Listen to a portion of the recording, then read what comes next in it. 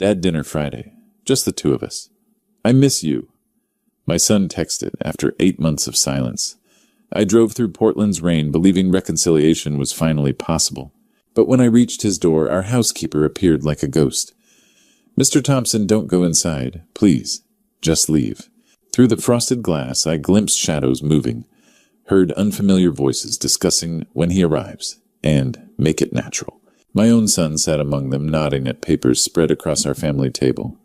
They thought they were planning the perfect accident. They never imagined the dead could come back to haunt them. Some dinners change everything forever. That text message at 7:43 p.m. changed everything. Drop a comment telling me where you're watching from and your local time right now, because what I'm about to share next will make you question everything you think you know about family. The rain drummed against the tall windows of my Laurelhurst Victorian, like fingers tapping an impatient rhythm. I sat in the darkness of what Catherine used to call our conversation room, staring at the blank television screen that reflected nothing but my own tired face. The house felt impossibly large around me, 4,000 square feet of memories and silence worth nearly $1 million, but feeling worthless without her laughter echoing through its halls. 3 years. 3 years since cancer took my Catherine, and still I couldn't bring myself to turn on the lights in rooms we'd shared. The real estate agents kept calling, suggesting it was time to downsize to start fresh. They didn't understand that some houses aren't just investments. They're sanctuaries where love once lived. At exactly 7:43, my phone buzzed against the mahogany coffee table Catherine had picked out at that little antique shop in Hawthorne. The sound startled me from my brooding. These days, most calls were from telemarketers or well-meaning neighbors checking if Mr. Thompson was doing all right. I almost ignored it, but the name on the screen made my heart skip Andrew. My son, my flesh and blood. 8 months of silence, and now this. Dad, dinner Friday, just the two of us. I miss you. I read the message once, then twice, then a third time until the words blurred. My hands trembled as I held the phone, and I realized I was holding my breath. Andrew missed me. After everything that had happened, after that terrible fight about selling Catherine's house, after Jessica had poisoned him against his own father, he missed me. The fight came rushing back like Portland's winter floods. It had started small, as these things always do. I'd mentioned keeping the house, preserving Catherine's garden, maintaining the life we'd built together. Andrew had arrived with Jessica, and that cold, calculating look in her eyes. "Dad, you're living in the past?" He'd said, his voice carrying Jessica's influence like a virus. "Mom's gone. This house is too big for just one person now." "Your mother isn't gone," I'd replied, my voice breaking. "She's in every corner of this place." Jessica had stepped forward, then her manicured hand on Andrew's shoulder. "William, we're just trying to help you live more practically. You're rattling around in here all alone. The market value could set you up in a lovely condo with no maintenance worries." That's when I'd seen it, the hunger in her eyes when she mentioned market value. My daughter-in-law wasn't concerned about my well-being. She was calculating inheritance planning for a future where I was conveniently relocated, and my assets more easily accessible. Some things aren't for sale. I told them both. Andrew had chosen his wife over his father that day. The silence that followed had stretched into months, each day feeling like another small death. But now, staring at his message, hope flickered in my chest like Catherine's old candles. "I miss you." 3 simple words that felt like absolution. My fingers moved across the screen with the uncertainty of a man who'd forgotten how to hope. "I'll be there, son." The response came immediately. 7 p.m. Looking forward to it, Dad. For the first time in months, I smiled. Really smiled. I walked to the bathroom and stared at myself in the mirror Catherine had framed with seashells from our Oregon coast trips. Gray hair that needed cutting lines that mapped 3 years of grief. Eyes that had forgotten how to sparkle. If Andrew and I were going to rebuild our relationship, I wanted to look like the father he remembered, not the ghost I'd become. I made mental notes: haircut Thursday, buy flowers for Catherine's grave iron. My good shirt, the blue one she'd always said, brought out my eyes. Maybe stop by Powell's Books and grab that biography Andrew had mentioned wanting to read. Small gestures, but bridges are built one stone at a time. Standing there in the soft bathroom light, I caught myself wondering if Jessica would be there Friday night. Something in Andrew's message, "just the two of us," suggested not. Maybe my son had finally seen through her manipulations. Maybe he'd remembered that blood runs deeper than marriage certificates. But as Friday approached, something deep in my gut whispered that this wasn't about reconciliation. Some invitations carry more than hope, they carry hidden agendas. Friday, October 18th, 8:15 p.m. I stood before Andrew's house in Laurelhurst, holding a bouquet of Catherine's favorite roses, watching warm light spill from windows that once welcomed me as family. The house looked exactly as it had when Andrew first bought it, a mirror image of our own Victorian, complete with a wraparound porch and gingerbread trim that Catherine had always admired. Like father, like son, she'd said when we'd helped with the down payment. Back then I'd felt pride seeing my boy choose a home that honored our family's taste. Now standing on the sidewalk with October's chill biting through my coat, the familiar architecture felt somehow foreign. I remembered summer afternoons in this very garden, kneeling beside 9-year-old Olivia as she carefully planted marigolds with her tiny hands. "Grandpa Will," she'd say in that serious voice children use when they're learning something important. "Why do flowers need so much water?" I'd shown her how Catherine had taught me, how Andrew had learned as a boy that roots need nurturing, that beautiful things require patience and care. Those memories felt like another lifetime now. The porch steps creaked under my weight, the same sound they'd made 100 times before. I shifted the roses to my left hand and reached for the brass doorbell. Catherine had helped them pick out something about welcoming guests with music instead of harsh buzzing. My finger was inches from the button when the door swung open. Helen Martinez stood in the doorway, her usually warm brown eyes wide with something that looked like terror. In 10 years of working for Andrew's family, I'd never seen her without her characteristic smile, never heard her voice shake the way it did when she whispered, "Mr. Thompson, don't go in. Please, leave here immediately." The roses nearly slipped from my grasp. "Helen, what's wrong? Where's Andrew?" She glanced over her shoulder into the house, then back at me, her hands trembling as she gripped the doorframe. "They're not ready for you. Something terrible is planned." My stomach dropped. "Who's they? What are you talking about?" From somewhere deep in the house came the sound of voices. Not Andrew's familiar laugh, not Jessica's sharp tone, but strangers speaking in hushed, urgent tones. Men's voices discussing something in the kind of whispers that suggested secrecy planning, conspiracy. Helen's grip tightened on my arm with surprising strength. "They want to hurt you tonight. Please trust me, Mr. Thompson, please." Before I could respond, before I could demand answers or push past her into my son's house, she stepped back and the door slammed shut with a finality that echoed through the quiet neighborhood. I stood there stunned, roses wilting in my hand, staring at the brass nameplate that read, "The Thompson Family," in Catherine's favorite script.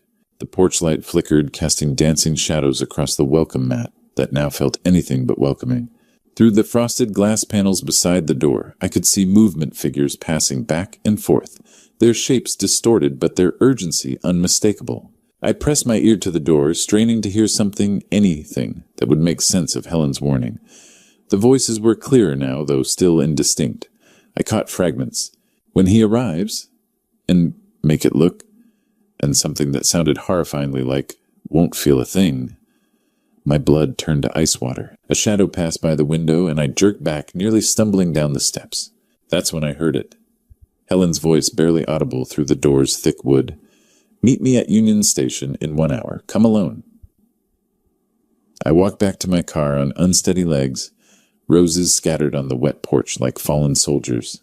Through the dining room window, I saw silhouettes moving like actors rehearsing a play where I was meant to be the victim. Union Station at 9:30 p.m. was nearly empty, just echoing footsteps and the distant sound of late trains. I found Helen sitting on a bench clutching an envelope, like her life depended on it. She looked diminished by the grand architecture tears streaming down her face. "Mr. Thompson, thank God you came." I sat beside her, still reeling from Andrew's house. "Helen, what's going on?" "They've been planning this for months," she whispered, thrusting the envelope toward me. I found these in Mrs. Jessica's office when she forgot to lock her desk. Inside were documents that froze my blood. A will bearing my signature, except I'd never seen it. Life insurance forms changed without my knowledge. Handwritten notes in Jessica's script. Accidental death scenarios. Natural causes preferred. Tonight was supposed to be your last dinner, Helen continued. I heard Mrs. Jessica on the phone this morning. She said the food would be special, that it would look like your heart gave out. I remembered teaching 7-year-old Andrew about honesty. Always tell the truth, son. Lies destroy families. How prophetic those words seem now. But Andrew, my son wouldn't... Helen shook her head. Last week I heard Mrs. Jessica showing him papers in the kitchen. She said you were angry with him that you'd changed your will. Mister, Andrew was shouting about being a good son. She kept saying, look at these documents yourself. Every signature was perfect. Every legal phrase crafted to strip me of everything. I realized how Jessica had weaponized Andrew's insecurities, turned his love into a tool for murder. I heard her with that lawyer, Mr. Stevens, Helen whispered. She said, make it look natural. Food poisoning, heart attack, anything that won't raise suspicions. The pieces fell into place. Jessica had shown Andrew fake documents, convinced him his father had turned against him, then positioned herself as his ally. My son hadn't chosen greed. He'd been manipulated into believing I had already chosen money over family. Helen pulled out photographs, black and white images of Andrew signing documents I had never seen. His face looked strained, reluctant, heartbroken. I took these through the dining room door. Helen said, Mr. Andrew looked so sad when he signed. The evidence was overwhelming, forged wills, staged meetings, recorded conversations. Jessica had orchestrated everything with surgical precision. She'd found my son's deepest fear, losing his father's love, and used it to turn him into an unwitting accomplice. Your son signed papers tonight, Helen said quietly. Papers about your death. I studied the photographs again. There was Andrew, my flesh and blood, the boy I'd raised to value honesty above all else, putting his signature on documents that would make him complicit in patricide. Not out of malice, but out of a broken heart that believed his father had already abandoned him. The cruelest part wasn't the murder plot itself. It was how Jessica had made Andrew believe he was protecting his family from a father who no longer loved them. She'd turned my son's greatest strength, his loyalty, into the weapon that would destroy us both. Staring at my forged signature on my own death warrant, I realized that blood meant nothing to the woman who'd poisoned my son's heart against his own father. I drove through the Oregon mountains toward Mount Hood, my mind reeling from one truth: my biological son had chosen money over his father's life. The winding highway blurred through tears I refused to shed. 26 years ago, Henry Walsh had stood beside me as best man when I married Catherine. He'd helped me build Thompson Industries from nothing, watched Andrew take his first steps, celebrated every milestone of our family's life. If anyone would understand this betrayal, it would be Henry. His cabin appeared through the pine trees at dawn, smoke rising from the chimney like a beacon of hope. I knocked, and Henry opened the door in his old flannel robe, took one look at my face, and pulled me inside without a word. Coffee first, he said, his engineer's mind already working. Then you tell me everything. I sat at his kitchen table, the same one where we'd planned business expansions and celebrated promotions, and told him about Helen's evidence, Jessica's manipulation, Andrew's signatures on my death warrant. Henry listened without interruption, his weathered hands gripping his mug tighter with each revelation. When I finished, he set down his coffee with controlled fury. Your own flesh and blood, William. How could Andrew do this? Jessica convinced him I'd turned against him first. She showed him fake documents. She turned your son against you, Henry said, his voice hard. Used his love for you as a weapon. I nodded, unable to speak past the lump in my throat. Henry stood pacing to the window, overlooking the forest. They're planning to kill you tonight. Tomorrow night now. I missed the dinner. Good. He turned back to me, his sharp mind already calculating. That gives us time. Time for what? We fake your death? Let them think they succeeded. I stared at him. Henry, that's impossible. Is it? He sat back down, leaning forward with the intensity that had made him a brilliant engineer. Think about it. They want you dead, but they need it to look accidental. What if we give them exactly what they want, but on our terms? How a staged car accident, remote location. Body burned beyond recognition. His eyes gleamed with the same strategic thinking that had built our company. I still have contacts from the old days. Jim Morrison runs the county morgue, owes me favors. Frank Delacroix handles funerals for half of Portland. The audacity of it took my breath away. You're serious? Dead serious, if you'll pardon the expression. Henry's face softened. William, they've already killed you in every way that matters. Your son signed papers agreeing to your murder. Your daughter-in-law is counting your money before you're cold.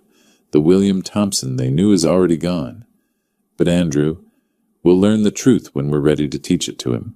I felt something crack inside my chest. What kind of father raises a son who wants him dead? Henry reached across the table, gripping my shoulder with surprising strength. You didn't fail as a father, William. Jessica failed as a human being. She found your boy's weakness and exploited it. We spent the next 2 hours planning my death with the same methodical precision we'd once used to plan corporate mergers. Henry made calls to old friends, cashed in decades of accumulated favors. By noon, we had a plan that would fool the police, the media, and most importantly, my son. The accident happens Wednesday, Henry said, reviewing our timeline. Remote stretch of Highway 26. Car goes over the embankment, catches fire. Body burned beyond recognition, identified by dental records we'll swap beforehand. As we planned my fake death, I wondered if Andrew would cry at my funeral, or just count the money he'd inherit from murdering his own father. Wednesday, October 23rd. William Thompson died in a car accident on Highway 26 near Mount Hood. The Portland Tribune called it a tragic end to a respected businessman's life. From Henry's cabin, I watched the news coverage with surreal detachment. The twisted wreckage of my Mercedes, actually a similar model Henry had procured from a junkyard, smoldered in the ravine where we'd staged the accident. The reporter spoke solemnly about tire tracks, weather conditions, the dangers of mountain driving for elderly motorists. The victim was burned beyond recognition. The anchor continued, but dental records confirmed the identity of William Thompson, 62, founder of Thompson Industries. I remembered teaching Andrew to drive on this very stretch of highway when he was 16. Feel the road, son, I'd said, my hands steady on the passenger seat. Respect the mountain, but don't fear it. He'd been so eager to please, so proud when I finally let him drive alone. Now that same road had become the stage for my supposed death. The news switched to live coverage from Thompson Industries, where employees gathered with flowers and shocked expressions. Then Andrew appeared on screen and my breath caught. My son looked haggard, his eyes red-rimmed and hollow. When the reporter thrust a microphone toward him, he struggled to speak. My father was... Andrew's voice cracked. He was everything to me growing up. He taught me about business, about integrity, about being a man. Genuine tears streamed down his face, and for a moment I saw the boy who used to run into my arms after school. But watching closely, I caught something else, a brief moment, when his shoulders seemed to relax, when the tension left his jaw. Relief. He was trying desperately to hide it, but it was there. Jessica appeared beside him, the picture of supportive grief. She dabbed at her own eyes with a tissue, her performance flawless. William was like a father to me, she told the cameras. This family has lost its cornerstone. We're devastated. The irony was suffocating. The woman who'd orchestrated my murder was now playing the grieving daughter-in-law, accepting condolences for the death she'd planned. How will Thompson Industries continue? A reporter asked. Jessica's hand tightened on Andrew's arm, a gesture that looked supportive on camera, but seemed controlling to my eyes. We'll honor William's legacy, she said smoothly. The company will continue under family leadership. The funeral coverage began that afternoon. I watched business associates file past my closed casket, their faces appropriately somber. Helen stood in the back, tears streaming down her cheeks, the only person there mourning the man they thought they'd lost. But Olivia was nowhere to be seen. Where's your granddaughter? A reporter asked Andrew. Jessica answered quickly. She's too young for this kind of trauma. We thought it best she stay with relatives. Another lie. Jessica had deliberately kept Olivia away, probably spinning some story about Grandpa being on a long trip. The cameras followed Andrew throughout the day, and I studied every frame like a detective analyzing evidence. During the eulogy, his voice broke when he spoke about learning to be a father from watching me. When he thought no one was looking, he pressed his hand to his chest, as if trying to hold himself together. But there were other moments too, quick glances at Jessica for approval, the way his posture straightened when she whispered in his ear, how his grief seemed to compete with something that looked disturbingly like relief. In one unguarded moment, as mourners filed past offering condolences, the camera caught Andrew's profile. For just an instant, his expression cleared, and I saw something that made my blood run cold, the look of a man whose burden had been lifted. Watching my biological son mourn the father he'd helped murder, I saw something that broke my heart more than anger ever could. He still loved me, even as he'd chosen to destroy me. November 15th. 3 weeks after my death, I walked into Thompson Industries as Manuel Rivera, night janitor. My own company didn't recognize the man who'd built it. Henry's contacts had provided everything fake Social Security card employment, history, Mexican accent I'd practiced. Gray mustache and stooped posture completed the disguise. To security guards, I was invisible. My old corner office had been completely redecorated. Jessica sat behind my desk, talking to Richard Stevens on the phone. Interim management during the family grief period, she explained to someone. As Andrew's wife, I'm the closest family member capable of running things. I emptied her wastebasket while she continued the call. The asset consolidation is proceeding smoothly, but there's still the matter of the girl. My hand stilled. Olivia. She complicates things, Richard. She's not even blood, just some orphan Andrew insisted on adopting after we couldn't have children naturally. I told him IVF was still an option, but he got attached to this charity case from St. Mary's Home. Jessica opened her desk drawer, pulling out a thick file. Olivia Thompson, Adoption Records. My heart clenched. I remembered when Andrew and Jessica had struggled with infertility for 3 years. Andrew had been devastated, blaming himself. When they finally decided on adoption, I'd been so proud of my son's compassion. 4-year-old Olivia had been in foster care her whole life, bouncing between homes, never finding permanence. She needs stability, Andrew had told us when they brought her home 5 years ago, and Jessica and I have so much love to give. Back then, Jessica had seemed genuinely happy, playing the devoted mother role perfectly.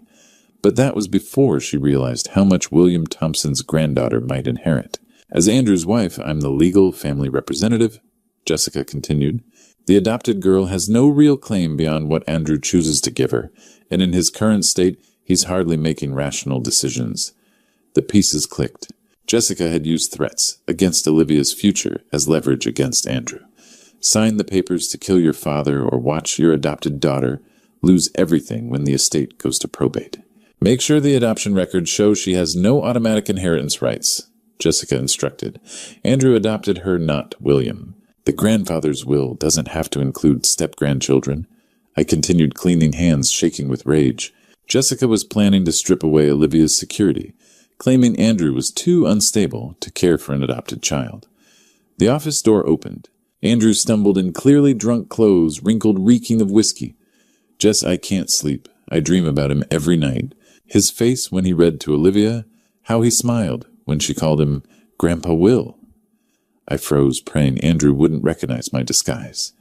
Jessica's voice turned sharp. Andrew, you're a drunk. Go home. He loved her so much. Said she was the best granddaughter a man could ask for. What if we're wrong about the will? Your father is dead. Jessica snapped, her mask slipping. Focus on the living, specifically our financial future. That girl is not your responsibility anymore. But she's my daughter. She's an adopted orphan who's costing us money. With your drinking problem, the state will agree she needs a more stable home. Jessica pulled out more documents, spreading them across the desk. The girl goes back to foster care next week. I've already contacted social services about Andrew's mental state. The cruelty was breathtaking. Olivia would lose her father, her home, her grandfather's love, everything that had given her stability for 5 years. Mopping floors in my own company, I realized Jessica's greed knew no bounds. She'd destroy an innocent child to claim money that was never hers to take. December brought Portland's winter rain and my decision to wage psychological war against the woman who'd turned my son into a murderer. The first anonymous email arrived at Jessica's office on December 3rd. William Thompson's death wasn't accidental. I have proof. Attached were photos of the forged documents Helen had stolen, along with audio recordings Henry had helped me create from our surveillance. Jessica's response was immediate panic. Within hours, she'd called Richard. Stevens changed her office locks and started looking over her shoulder constantly. But her paranoia was nothing compared to the news Helen brought me that same evening. They took Olivia to OHSU Hospital, Helen whispered during our secret meeting at Powell's Books. Panic attacks. The little girl keeps having nightmares about you burning in that car. My heart shattered. While I'd been playing psychological games with Jessica, my granddaughter was suffering real trauma, believing her Grandpa Will had abandoned her forever. She cries every night, Helen continued. Asks her daddy when Grandpa Will is coming home. Jessica told her you went on a long trip, but children aren't stupid. She knows something terrible happened. I had to see her. The chaplain disguise was Henry's idea. Hospital collar, fake beard, gentle demeanor. OHSU's pediatric ward buzzed with Christmas decorations and the quiet efficiency of night staff. Room 314 held my heart. Olivia lay sleeping, her small face pale against white pillows. Monitors beeped softly, tracking the anxiety that had put a 9-year-old child in the hospital. Helen sat beside her bed, holding her tiny hand. She keeps asking for you, Helen whispered. Wants to know if Grandpa Will is mad at her. I knelt beside the bed, my disguised reflection caught in the window. This child, Andrew's daughter, my granddaughter, by love, if not blood, had done nothing wrong. Yet she was paying the price for adult greed and manipulation. Grandpa's watching over you, sweetheart, I whispered, careful not to wake her. I'm here. I'll always be here. For a moment, Olivia's restless sleep seemed to calm, as if some part of her recognized the voice that had read her bedtime stories, taught her to make Catherine's sugar cookies, promised her she'd always be safe. But safety was exactly what Jessica was stealing from her. The second email arrived December 10th this time, with Andrew copied. Your wife orchestrated your father's murder. Check her office files. I included specific details only someone with inside access could know: meeting times, document locations, Richard Stevens' involvement. Andrew's response was swift and desperate. He confronted Jessica that same evening, and I watched through the office windows as he waved papers in her face, shouting about lies and manipulation. Jessica's mask finally cracked completely. What if someone knows what we did? Andrew demanded, his voice carrying through the thin walls. Then we finish what we started? Jessica snarled, no longer bothering with her grieving daughter-in-law act. I didn't come this far to lose everything because you're having a conscience crisis. But if they have evidence, evidence can disappear. People can disappear. Her voice dropped to something cold and calculating. If anyone discovers the truth, we eliminate all loose ends, including the girl. The threat hit me like ice water. Jessica wasn't just planning to send Olivia back to foster care. She was talking about making my granddaughter disappear permanently. I'd started this psychological campaign to expose Jessica's greed. But listening to her threaten a child's life, I realized the stakes had escalated beyond anything I'd imagined. This woman was capable of murdering anyone who threatened her plans, including an innocent 9-year-old girl. Watching my granddaughter fight nightmares in a hospital bed, I knew this wasn't about money anymore. It was about saving an innocent child from a monster who wore my daughter-in-law's face. January 15th, 2025. The press conference was supposed to announce Jessica's permanent appointment as CEO. Instead, it became the day the dead spoke truth to power. The Thompson Industries conference room buzzed with Portland media. Outside, winter storm winds rattled windows. I remembered Catherine's words, "The truth is like water, William. It always finds a way through." Jessica stood at the podium in black. As the grieving daughter-in-law, I'm honored to continue William's legacy as permanent CEO. Yes, that's when Henry triggered our plan. The AV system malfunctioned. Conference room screens filled with documents forged, wills, insurance changes, meeting photographs. My pre-recorded voice filled the room. If you're hearing this, it means a son's greed couldn't silence a father's love. Jessica lunged for controls, but Henry had disabled everything. Evidence continued scrolling, Helen's photographs, recorded conversations. Olivia's adoption papers, with Jessica's notes about eliminating obstacles. You're looking at a murder plot orchestrated by Jessica Thompson, who convinced my son to sign documents agreeing to my death. The room erupted. Then I walked through the doors.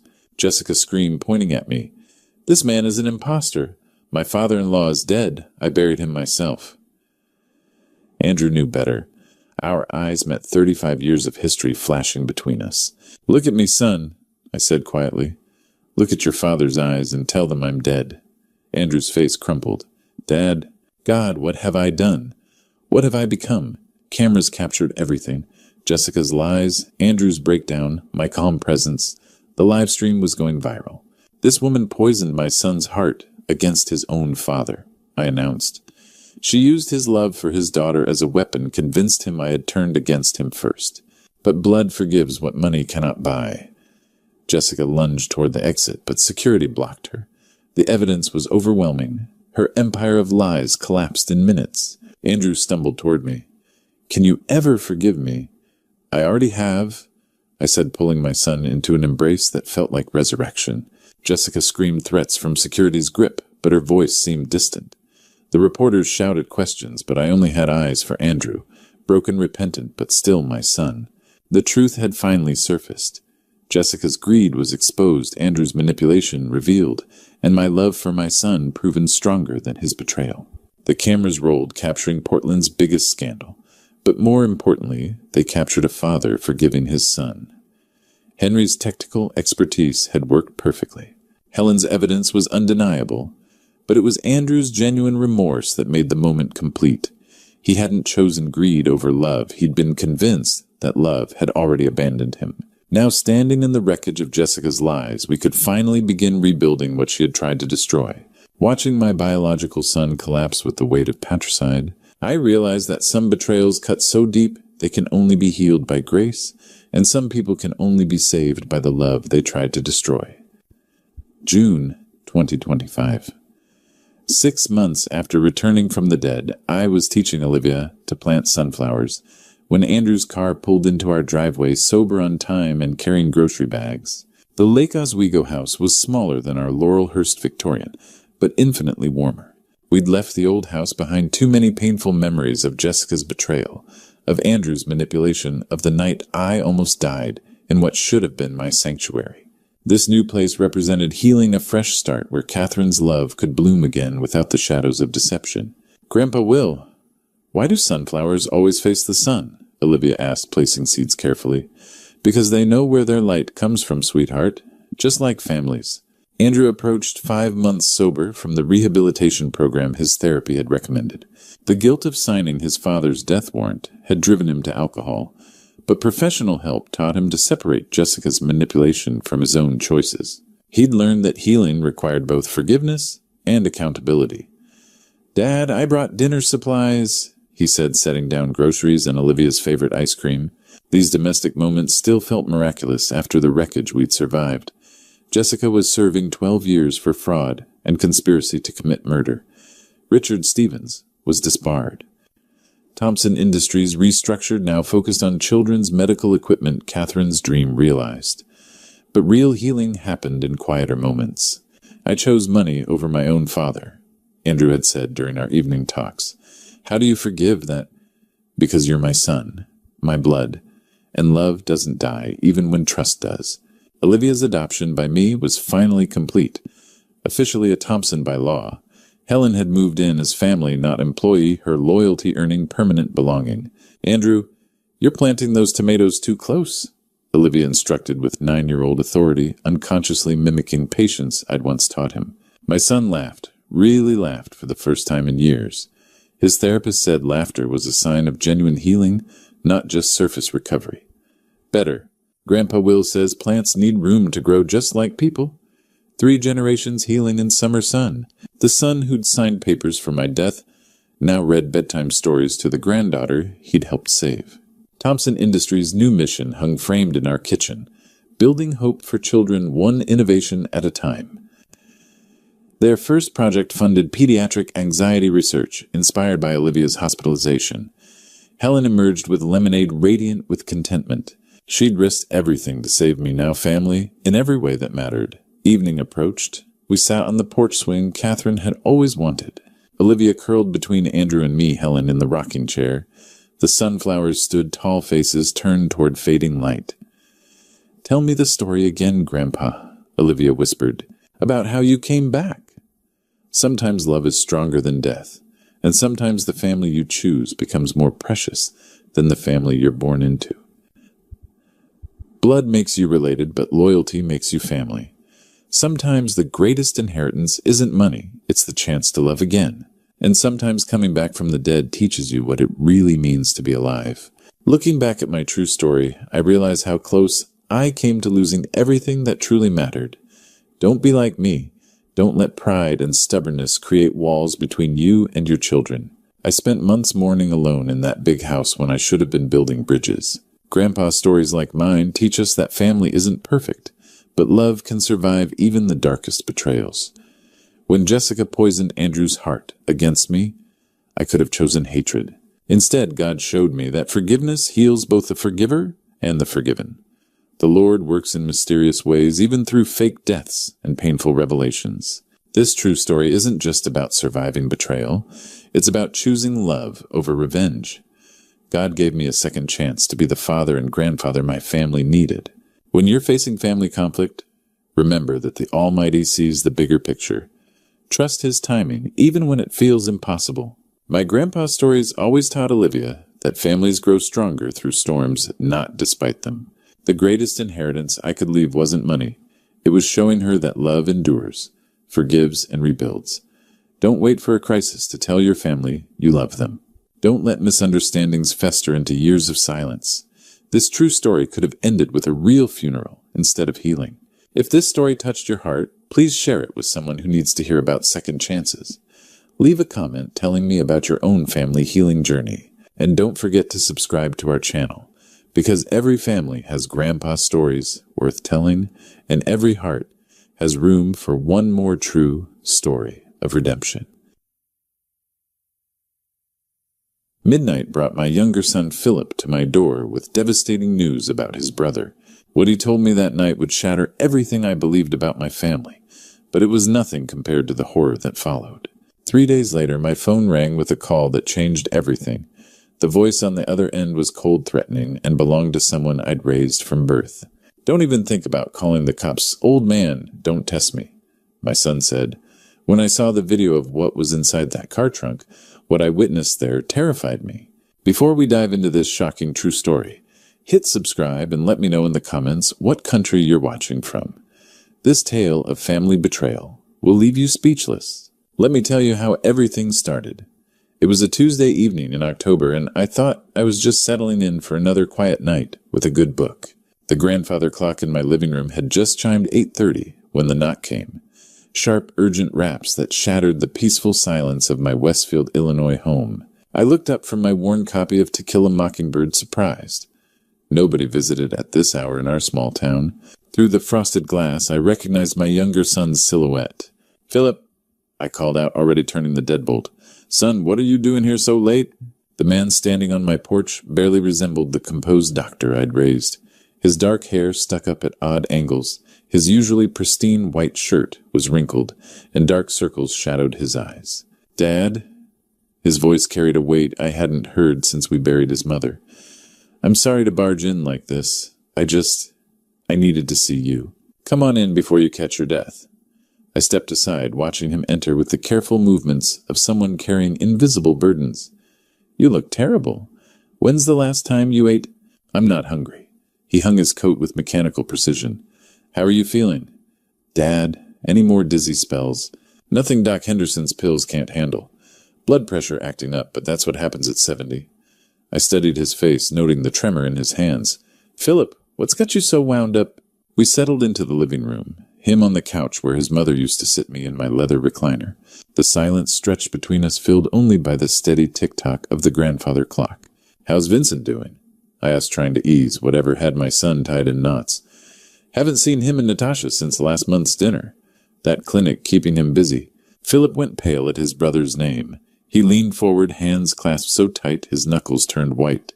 "Dad, I need to tell you something about Vincent, about his clinic, about what he's been doing there." A chill ran down my spine.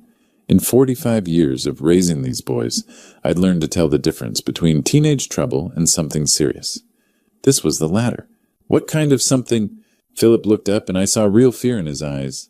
"He's running an illegal prescription operation, Dad. Opioids. Hundreds of pills going to people who don't need them, sold on the street for cash. Vincent's not just prescribing medicine anymore." His voice cracked. "He's dealing drugs." The words hit like a physical blow. I gripped my chair arms, leather creaking under my fingers. Vincent, my firstborn. The boy who'd wanted to be a doctor since age 8, who'd graduated top of his class, who'd made me so proud when he opened his practice. My throat felt like sandpaper. "How long have you known?" 3 weeks. The grandfather clock chimed 9 times each note, hanging in the air like an accusation. I stared at my younger son, trying to process that one of my boys was a criminal, while the other had been carrying this burden alone. Then Philip's voice dropped to almost a whisper, and what he said next made me realize this nightmare was just beginning. Dad, there's more. Much more that you need to know. The leather briefcase clicked open on my dining table, and Philip spread documents across the polished oak surface like evidence at a crime scene. Let me show you exactly what your son has done, Philip said, his voice taking on the clinical tone he used at the hospital. I moved closer, adjusting my reading glasses as prescription pads, patient files, and bank statements filled my vision. Vincent's prescription log from the past 6 months. Philip tapped a thick stack of carbon copies. 217 opioid prescriptions per month, Dad. The average family practice writes maybe 30. I picked up one of the forms, recognizing Vincent's familiar scrawl. OxyContin 80 milligrams, fentanyl patches, morphine tablets, dosages that seemed impossibly high. Some of these patients see Vincent every week getting refills that should last months. Philip pulled out a photograph of a young woman climbing stairs, laughing with friends outside a nightclub. Sarah Martinez, age 24, supposedly suffering from chronic back pain, severe enough to require military-grade painkillers. She's selling them, I whispered. $50 a pill on the street? But that's not the worst part. Philip's jaw tightened as he slid 3 death certificates across the table. 3 people have died, Dad. Overdoses traced back to Vincent's clinic. My hands shook as I read the names. Michael Thompson, 19. Lisa Rodriguez, 22. David Taylor, 17. Kids who'd never see another Christmas because my son had chosen profit over his oath. $2 million. Philip pointed to bank statements showing deposits far exceeding any legitimate medical practice. That's what Vincent has made this past year. How? Natasha. He pulled out incorporation papers for Wellness Solutions Consulting, LLC. She set up a fake business to launder the money. On paper, Vincent's clinic pays her company for patient wellness consultations. In reality, she's washing drug money through a shell corporation. I sank into a dining room chair, the weight pressing down on my chest. The son I'd been so proud of had become everything I'd raised him not to be. The pattern's clear in the pharmacy records, Philip continued. Vincent writes prescriptions, patients fill them at different pharmacies to avoid suspicion, then sell to dealers who distribute throughout the county. How did you discover all this? Patient complaints at my hospital, families asking questions about overdose loved ones. I started connecting dots following paper trails. Philip's voice cracked. I've been documenting everything for weeks, Dad. Every prescription, every transaction, every death. As he spoke, a strange sensation washed over me. The room tilted slightly, and I gripped the table edge. My chest felt tight, with an odd metallic taste in my mouth. You okay, Dad? I've been having these strange symptoms lately.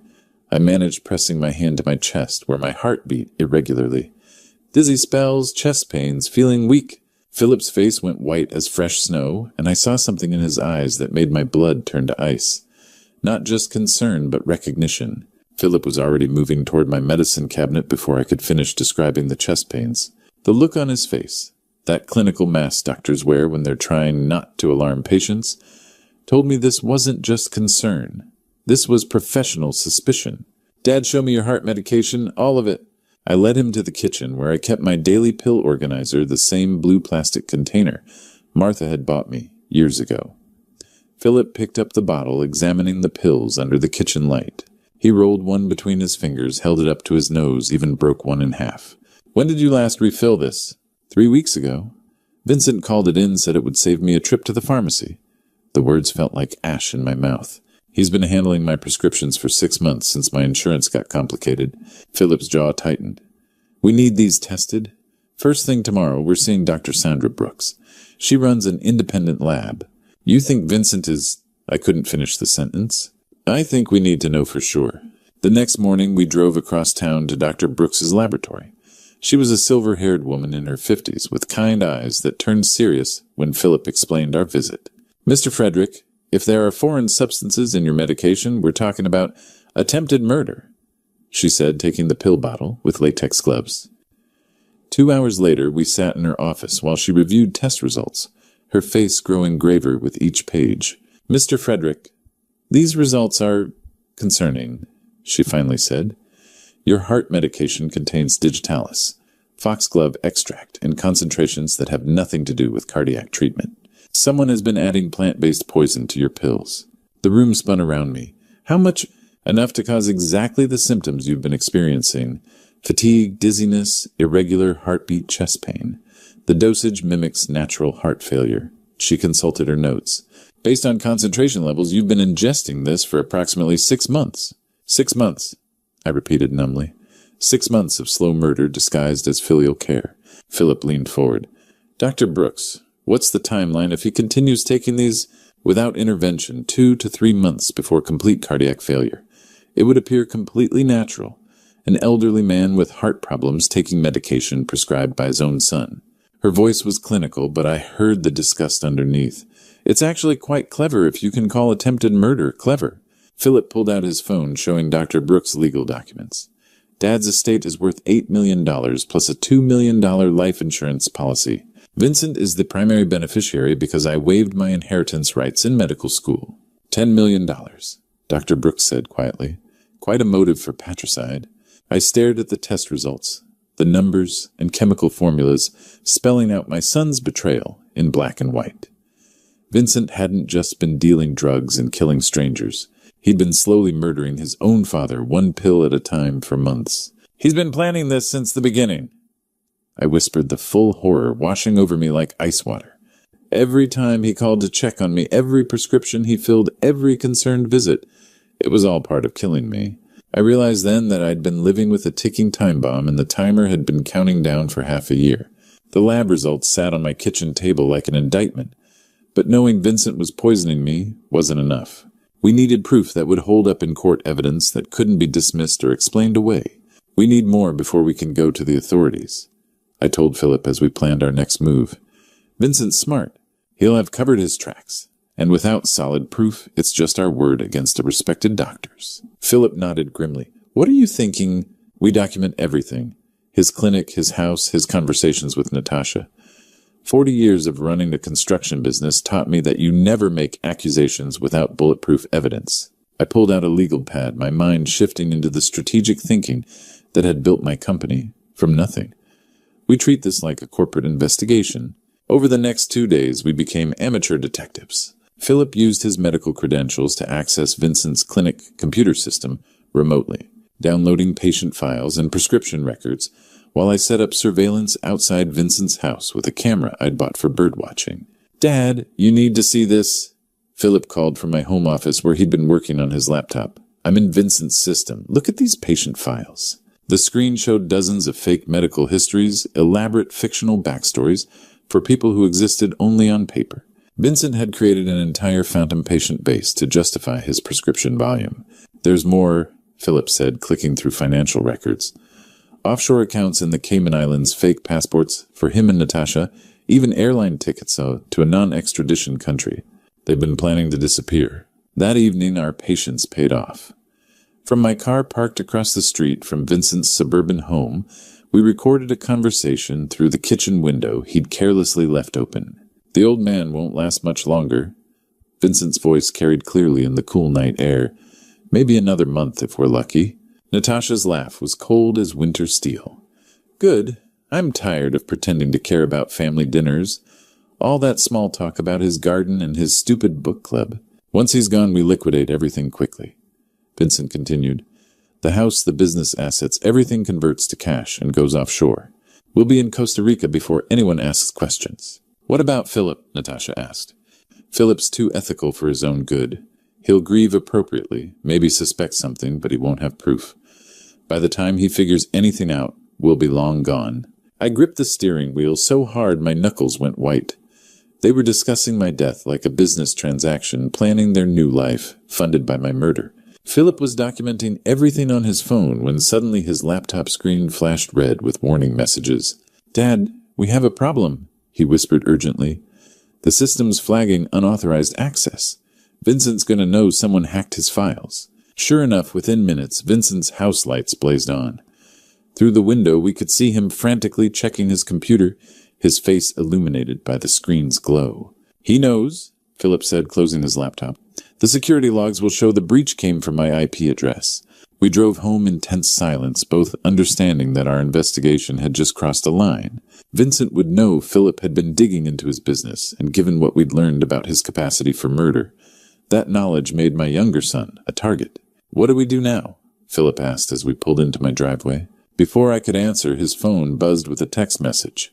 Philip's face went pale as he read it. "It's from Vincent," he said quietly.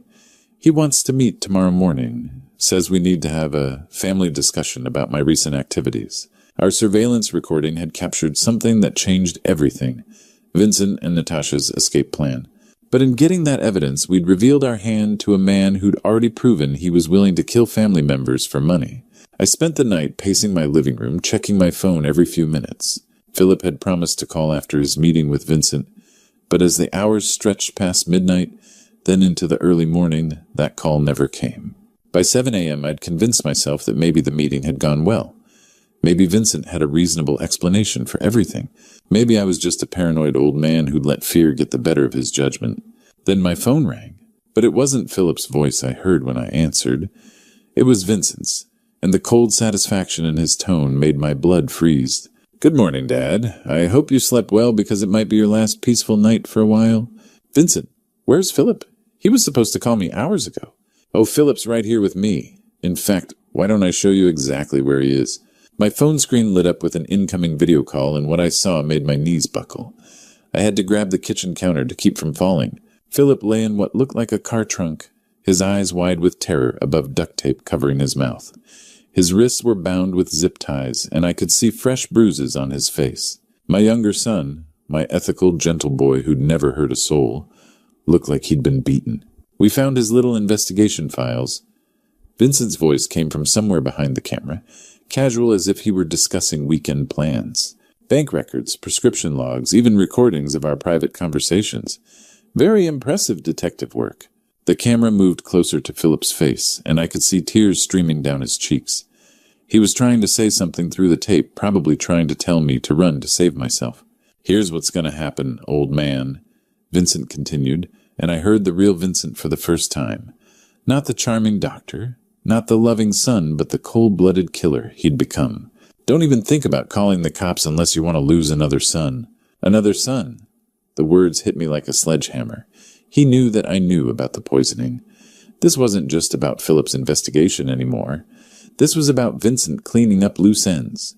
"I've already killed 3 people for this operation," he continued matter-of-factly. "What's one more family member, or 2 for that matter?" Philip's eyes found the camera, and in them I saw not just fear but an apology. He was sorry for getting caught. Sorry for putting me in this position. Sorry for not being strong enough to protect us both. "You have 2 hours to meet us at the old Riverside warehouse on Industrial Boulevard. You know the one, where you used to take us fishing when we were kids." Vincent's voice carried a twisted nostalgia that made my skin crawl. "Come alone, and maybe Philip lives to see tomorrow. Bring police, FBI, anyone in uniform, and I promise you'll be burying your last living son." The video call ended, leaving me staring at my phone's blank screen in the sudden silence of my kitchen. The grandfather clock in the living room ticked away the seconds, each one bringing me closer to a decision that would determine whether Philip lived or died. 2 hours, 120 minutes to figure out how to save my son from his own brother. I looked at the bottle of heart medication sitting on my counter, the pills that had been slowly killing me for 6 months, and realized that Vincent had been planning this moment all along. He'd been preparing to eliminate both of his family's loose ends, but he'd made one crucial mistake. He'd underestimated what a father would do to save his child. The Riverside warehouse loomed against the gray October sky like a monument to abandoned dreams. I'd driven past this place 1,000 times over the years, remembering the weekend fishing trips when the boys were small, when Vincent still called me Daddy, and Philip collected smooth stones along the riverbank. Now I was here to negotiate for my son's life with a killer who happened to be my firstborn. Vincent's black sedan sat in the shadows of the loading dock. As I parked my truck and walked toward the rusted metal door, I could feel my heart hammering against my ribs. Not from the digitalis this time, but from pure, concentrated fear. The warehouse door creaked open before I could knock. "Right on time, Dad," Vincent said, stepping aside to let me enter. I always appreciated punctuality in business. The interior was exactly what I'd expected. Concrete floors stained with decades of oil and rust, broken windows letting in shafts of dusty sunlight, and the musty smell of abandonment. But what made my breath catch was the sight of Philip, still bound and gagged, propped against a concrete pillar 20 feet away. "Let's discuss terms for Philip's life," Vincent said, gesturing toward a pair of folding chairs arranged in the center of the space. Natasha stood behind Philip, one manicured hand resting on his shoulder with deceptive gentleness. "What do you want?" I asked, though I already knew the answer. $10 million. Wire transfer to an offshore account I'll provide. Vincent's voice was businesslike, as if we were negotiating a construction contract. "You have 48 hours to arrange the transfer. That's everything. The house, the business, the life insurance, all of it." "Exactly." Vincent smiled, and for a moment he looked like the little boy who used to help me build birdhouses in the garage. We've done the math very carefully. I reached into my jacket pocket, pretending to look for a pen while actually starting the recording app on my phone. If I was going to die here, at least there might be evidence left behind. What happens after I transfer the money? We disappear. Private jet to a country with no extradition treaty. New identities, new lives funded by your generous contribution to our retirement plan. Vincent leaned back in his chair, completely at ease. "Philip lives, you get to die naturally from your heart condition, and everyone's happy." Natasha laughed a sound like breaking glass. "We've been planning this for 2 years, Mr. Frederick. Every detail worked out perfectly." 2 years, I repeated, letting the full scope of their betrayal sink in. "You've been planning to murder me for 2 years. Planning to inherit from you," Vincent corrected. "The murder part was just accelerating the timeline. You were always going to die, Dad. We just moved up the schedule." The casual way he discussed my death, like adjusting a business meeting, made my stomach turn. This wasn't my son anymore. This was a stranger wearing Vincent's face. "And if I refuse?" Vincent nodded toward Natasha, who produced a small pistol from her purse and pressed it against the back of Philip's head. My younger son's eyes went wide above the duct tape. "Then Philip dies right now, and you die slowly, over the next 2 months, from digitalis poisoning. Either way, we get the money eventually. This way just saves everyone some suffering." I looked at Philip, seeing the fear and apology in his eyes, then back at Vincent. "My son, my killer." 48 hours, I said quietly. 48 hours, Vincent confirmed. "Don't disappoint me, Dad. And remember, no police, no FBI, no cavalry riding to the rescue. Just you, me, and a simple business transaction." As I walked back to my truck, I realized that Vincent had made a critical error. He thought he was negotiating with a helpless old man. He had no idea he was dealing with a father who would move heaven and earth to save his child. I didn't even make it home before pulling into the FBI field office parking lot. The recording of Vincent's confession was still fresh on my phone, and every minute that passed brought me closer to losing Philip forever.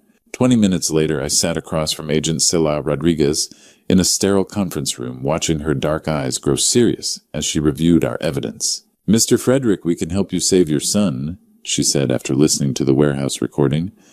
"But your older son has killed 3 people and poisoned you for 6 months. He won't hesitate to kill Philip if he suspects a trap. What choice do I have?" Agent Rodriguez spread the lab results and bank statements across the table. "More leverage than you realize. This evidence can bring down Vincent's entire operation, but we need him alive." Within an hour, the room filled with bank officials and technical specialists.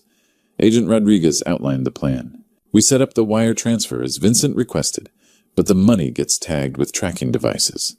Paul Anderson from First National will handle the technical side." Paul Anderson, a nervous man in his 50s, explained how they'd embed GPS trackers in the cash bundles. "The moment Vincent takes the money, we know his exact location," Anderson said. "What about Philip?" I asked. "That's the complicated part," Agent Rodriguez admitted. "We'll have surveillance teams positioned around the exchange location. You'll wear a wire and act normal. When Philip's safe, you give us the signal." "What signal?" "Touch your watch 3 times. She leaned forward, her expression grave. "I won't lie to you. This is dangerous. If Vincent suspects anything, Philip could die before we reach him. And if I just pay the ransom, he kills you both anyway. Men like Vincent don't leave witnesses, especially family members who know too much." I stared at surveillance photos of Vincent's clinic, thinking about the boy who used to climb into my lap for bedtime stories, who'd cried when his goldfish died. 47 hours, I said, checking my watch. "We'll be ready. Wire transfer set up by tomorrow morning, surveillance teams in position," and my phone rang. Vincent's name appeared on the screen. "Answer it," Agent Rodriguez whispered, signaling to a technician who started recording. "Act normal." "Hello, Vincent. Change of plans, Dad. We're moving the meeting up and changing the location. I'll text you the new address in 1 hour. Come alone, bring the wire transfer confirmation, and don't be late." The line went dead. Agent Rodriguez was already barking orders into her radio. "All teams, we have a location change. Stand by for new coordinates." She turned back to me, face tight with concern. "This complicates things. Less time to set up surveillance. Less time to position our people safely." My phone buzzed with a text message. "Private airfield hangar. 7 Route 45. 1 hour. Don't disappoint me." "An airfield," Agent Rodriguez muttered, studying the address. "Isolated location, multiple escape routes, probably where they plan to fly out anyway." She looked at me grimly. This just became much more dangerous. The private airfield stretched out under gray October clouds, like something from a movie. Empty runways, abandoned hangars, and the kind of isolation that made perfect sense for criminals planning their escape. A sleek white jet sat on the tarmac near Hangar 7 engines, already warming up. "The money better be real, old man," Vincent called out as I approached, his voice carrying across the empty space between us. He stood near the aircraft stairs with Natasha beside him, both of them looking like they were dressed for vacation rather than extortion. Philip sat on the ground nearby, still bound, but alert, his eyes tracking my movement with desperate hope. "It's real," I said, holding up the briefcase Paul Anderson had given me. $10 million, just like you wanted." Vincent gestured for me to approach slowly. "Open it. Let me see." I set the case on the concrete and clicked it open, revealing neat stacks of $100 bills. Each bundle contained a GPS tracker invisible to the naked eye, but Vincent didn't need to know that. "Beautiful." Natasha breathed, her eyes lighting up with greed. "Just like we planned." Vincent knelt beside the case, running his fingers through the cash like a man touching his dreams. "You know, Dad, I almost feel bad about this." Almost. Philip managed to work the duct tape loose from his mouth. "Dad, don't give them anything," he whispered urgently. "They're going to kill us both anyway." Vincent's head snapped up and I saw the cold fury in his eyes. "Still playing the hero, little brother?" He reached inside his jacket and pulled out a black pistol, pressing it against Philip's temple. "Maybe it's time you learned when to keep quiet." My heart hammered against my ribs as I watched my older son hold a gun to my younger son's head. This was the moment Agent Rodriguez had warned me about, the point where everything could go wrong in seconds. "Vincent, please," I said, slowly reaching up to touch my watch. "Once, twice, 3 times. Please what?" "Please don't kill the only witness who can tie us to your murder." Vincent's finger tightened on the trigger. "You raised us to be practical, Dad. This is practical." The FBI agents seemed to materialize from thin air. One moment the airfield was empty except for us, the next it was swarming with black-clad figures emerging from behind hangars, vehicles, and equipment sheds. "FBI, drop your weapons." Chaos erupted. Vincent spun toward the agents, dragging Philip with him as a human shield. Natasha tried to run for the plane, but made it less than 10 steps before 2 agents tackled her to the concrete. Stay back," Vincent shouted, pressing the gun harder against Philip's head. "I'll kill him. I swear to God, I'll pull this trigger." The agents stopped advancing, but they didn't lower their weapons. We were locked in a standoff that could end with my son's brains splattered across the tarmac. "Vincent," I said quietly, taking a step toward him, "you're still my son." "No, I'm not." His voice cracked, and I saw tears streaming down his face. "I stopped being your son the day I decided to kill you for money." "That's not true. You made terrible choices, but you're still the little boy who used to help me build birdhouses. You're still the son who wanted to be a doctor to help people." Vincent's hand was shaking now, the gun wavering against Philip's head. "I can't take it back, Dad. I can't undo what I've done. You can stop it from getting worse." For a long moment, nobody moved. The only sounds were the jet engines and Vincent's ragged breathing. Then slowly, his grip on the pistol loosened. "I'm sorry, Dad," he whispered, releasing Philip and letting the gun fall to the ground. "I'm so sorry." The FBI agents swarmed forward as Vincent collapsed to his knees, sobbing like the broken man he'd become. 6 months later, I stood in a federal courthouse, watching my eldest son learn his fate. The man in orange prison clothes barely resembled the charming doctor who'd once made me so proud. Vincent Michael Frederick. Judge Patricia Hernandez said, "You are hereby sentenced to 25 years in federal prison for drug trafficking, attempted murder, and kidnapping. 25 years. Vincent would be 67 when he got out. Natasha had already received 20 years for conspiracy and money laundering, showing no remorse even during sentencing. But Vincent was different. When the judge asked if he had anything to say, he'd look directly at me with hollow, regretful eyes. "Your Honor, I have something to say about my son," I said, when given the chance for my victim impact statement. The courtroom fell silent. Philip sat behind me, his hand supportively on my shoulder. Over 6 months, we'd grown closer than ever. Shared trauma had either destroyed families or forged them stronger. We'd chosen strength. Vincent committed terrible crimes. He poisoned me for 6 months, planning murder for money. He kidnapped his brother. He sold drugs that killed 3 young people. My voice carried clearly. But he's still my son. Vincent's shoulders shook as he wiped his eyes with shackled hands. I don't ask for leniency. Justice demands consequences. But forgiveness and justice aren't opposites. They can coexist. I looked at Vincent directly. I forgive you, son. I pray someday you'll forgive yourself. Walking down the courthouse steps with Philip, I reflected on how much had changed. My health returned completely once I stopped the poison medication. The dizzy spells, chest pains, and fatigue vanished, replaced by energy I hadn't felt in years. Philip and I had dinner every Sunday now, learning to talk honestly about everything. Our fears, grief over Vincent's choices, gratitude for surviving. Those families who lost kids to Vincent's pills, Philip said as we reached my truck, they deserve to know their children's deaths led to something meaningful. He was right. That's why I'd started speaking at schools and community centers about prescription drug abuse, sharing our story as a warning to other families. Family isn't just blood, I told audiences who came to hear me speak. It's choosing to do right by each other even when it's hard, especially when it's hard. I always ended my speeches with a question, what would you have done in my situation? Some said they'd have paid the ransom. Others insisted they'd have called police immediately. A few admitted they didn't know. But the real answer wasn't about what you do in my situation. It was about what you do to prevent finding yourself there in the first place. "Ready to go home, Dad?" Philip asked, climbing into the passenger seat. "Ready?" I said, pulling away from the courthouse where justice had been served and mercy offered. Sometimes the hardest choice is the right choice, but that's what makes it right. Looking back at this nightmare, I realize how easily it could have been prevented. Don't be like me. Don't ignore the warning signs when someone you trust starts handling your personal affairs without your full knowledge. I let Vincent manage my prescriptions because it seemed convenient, but convenience nearly cost me my life. The hardest lesson from this true story isn't about forgiveness or justice.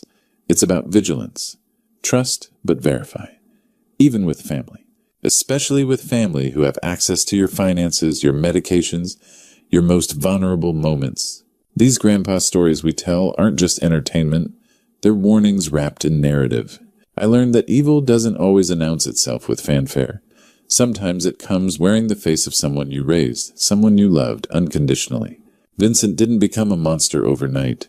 He made small compromises that grew into deadly choices. Each prescription he falsified, each patient he exploited each day, he added poison to my pills, was another step away from the son I thought I knew. God gave me a second chance when Philip found the courage to investigate his brother.